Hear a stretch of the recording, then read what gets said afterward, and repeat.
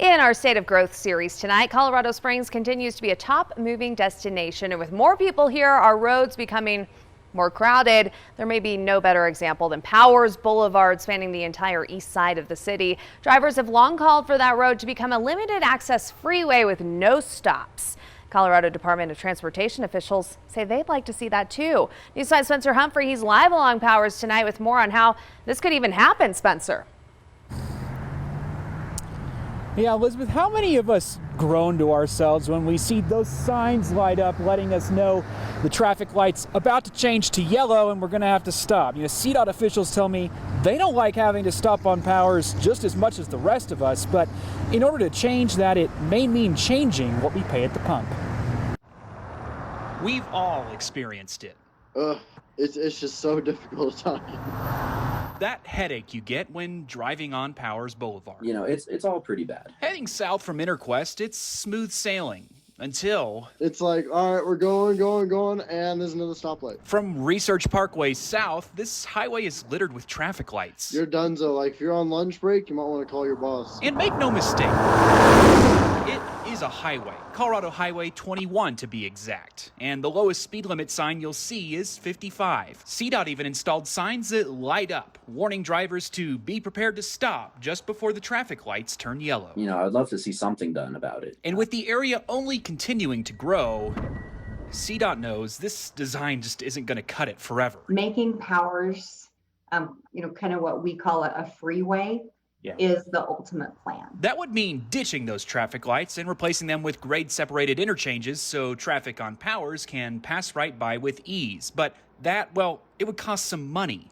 But from where? You know, the current gas tax here is 22 cents a gallon. That's Shoshana Liu, CDOT's executive director. She says that 22 cents per gallon of gas is where CDOT gets the bulk of its funding for road projects. Has been that way since about 1991. And that's the issue.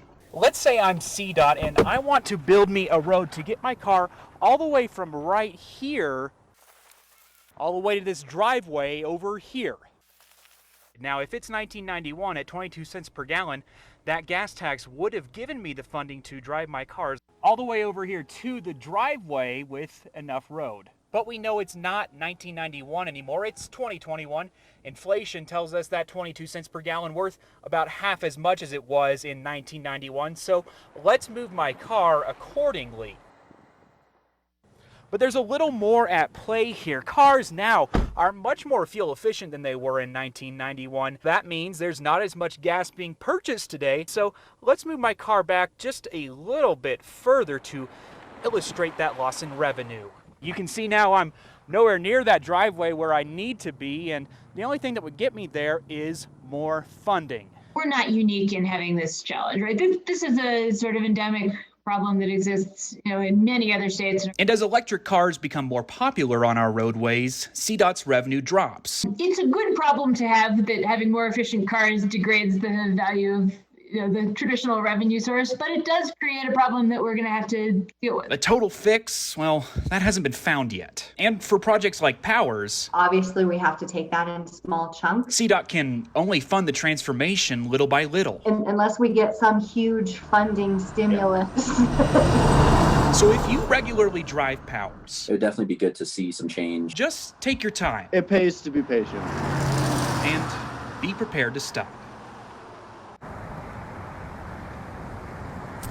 Now, there is some good news. Like you heard, CDOT says they'll have to fund fixes for Powers in small chunks, and 2 of those chunks are underway right now. We told you earlier this month, the intersection at Powers and Research, work will start on that this summer to convert it into a grade-separated interchange. Meanwhile, work on the Powers and I-25 interchange for the eventual Powers and I-25 connection, that will wrap up this summer. Always watching out for you, Colorado Springs. Spencer Humphrey, News 5.